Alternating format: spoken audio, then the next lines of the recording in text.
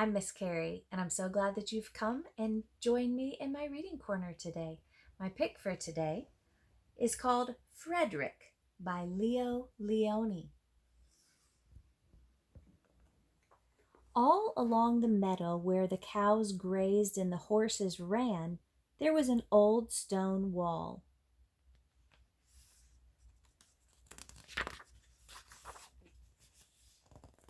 In that wall, not far from the barn and the granary, a chatty family of field mice had their home.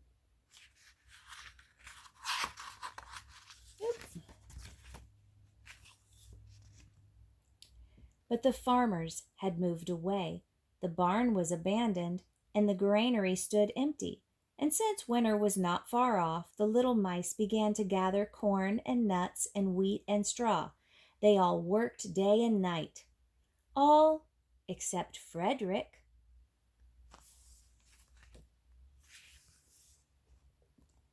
Frederick, why don't you work? They asked. I do work, said Frederick.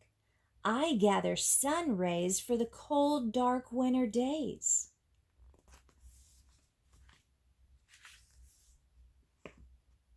And when they saw Frederick sitting there staring at the meadow, they said, And now, Frederick? I gather colors, answered Frederick simply, for winter is gray.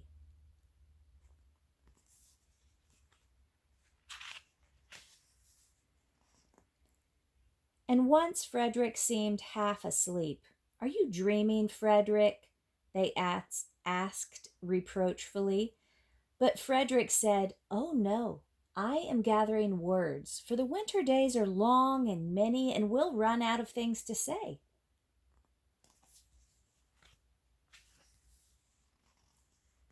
The winter days came, and when the first snow fell, the 5 little field mice took to their hideout in the stones.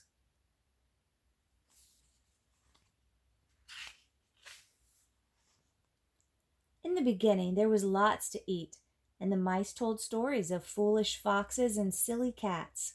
They were a happy family.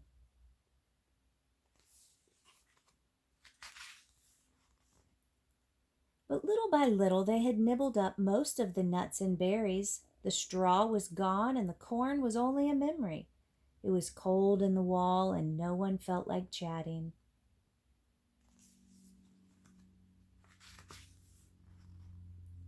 Then they remembered what Frederick had said about sun rays and colors and words.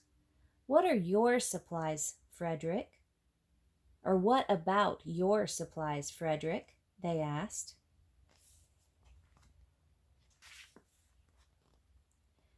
Close your eyes, said Frederick, as he climbed on a big stone. Now I send you the rays of the sun. Do you feel how their golden glow? And as Frederick spoke of the sun, the 4 little mice began to feel warmer. Was it Frederick's voice? Was it magic?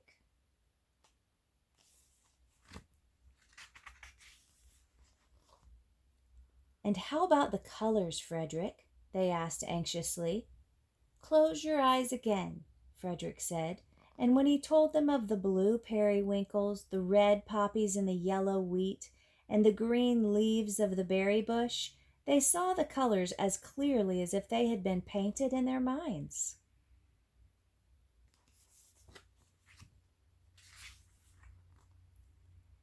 And the words, Frederick? Frederick cleared his throat, waited a moment, and then, as if from a stage, he said, Who scatters snowflakes? Who melts the ice? Who spoils the weather? Who makes it nice?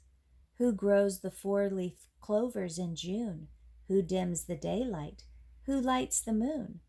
4 little field mice who live in the sky. 4 little field mice, like you and I. One is the spring mouse who turns on the showers. Then comes the summer who paints in the flowers. The fall mouse is next with walnuts and wheat. And winter is last with little cold feet. Aren't we lucky the seasons are 4? Think of a year with 1 less or 1 more. When Frederick had finished, They all applauded. "But Frederick," they said, "you are a poet."